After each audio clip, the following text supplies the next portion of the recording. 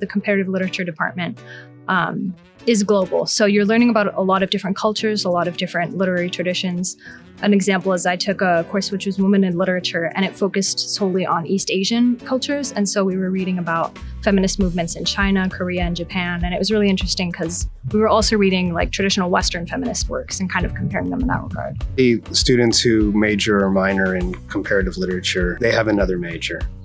Or they have another minor, possibly even, I guess, 2 minors. It's not uncommon for me to have students in my office who are STEM students who are really looking for a way to add the comp literature major to their degree plan. The opportunity to read literature, to engage with stories, cultures, ideas, identify with perspectives that previously were strange to them, open up new ways of thinking. It's like they're working out different muscles of their brain. It doesn't necessarily go against, some other major that they may have. It probably enhances it. In terms of research, I'm currently working on a senior thesis comparing Shakespeare and the French equivalent of Shakespeare, who's Molière, and kind of how they both use comedy within their respective societies. In terms of career-wise, I'm pre-law. I'm double majoring in economics, and so I'm considering, I'm going to apply hopefully this fall. Comparative literature really helps with your critical analysis skills as well as communication, which are good skills for, analyzing literature, but also, for pre-law, it's good for things of that nature. And in addition, I use skills from my comparative literature classes in my economics classes, just in terms of analysis and close reading. So it's something that, yes, it's good in terms of humanities, but in general, you learn a lot of skills you can apply in different subjects. Anything that they get from a humanities major, it's going to increase their ability to communicate. It's going to increase their ability to think across a range of disciplines. The critical analysis skills, it's really about close reading.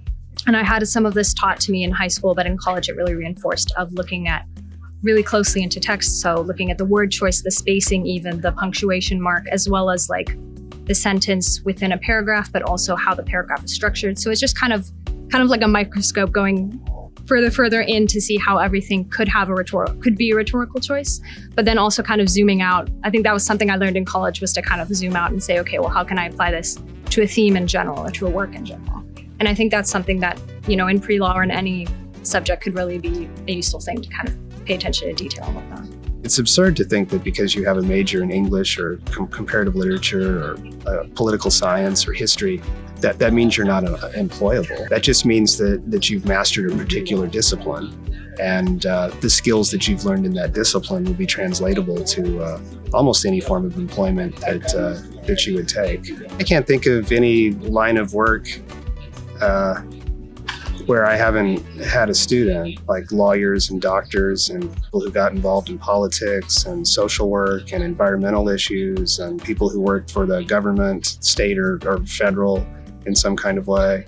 I entered undeclared and I had really no idea what I wanted to do, but I took a comp lit course that really inspired me, which was Myths and Legends with Professor Ross. And it really introduced me to, again, a lot of different cultures and whatnot. I did mock trial in high school, so I was already thinking about pre-law, but when I took that course, I realized I just thought comparative literature offered a lot of interesting opportunities to learn about different cultures as well as myself, and also to kind of hone in on skills that would be useful, not only in analyzing literature, but in other subjects. There's a plethora of opportunities within law, which is something that kind of interests me, is that kind of like comparative literature, there's a bunch of different viewpoints and different sectors you can go into to make a change or to help people. If they're interested in stories and in thinking about how stories work, if they're interested in how language works, if they're interested in culture, if they're interested in history, if they're interested in different modes of thinking, if they're interested in politics, I think they'll find something very much of value in our classes.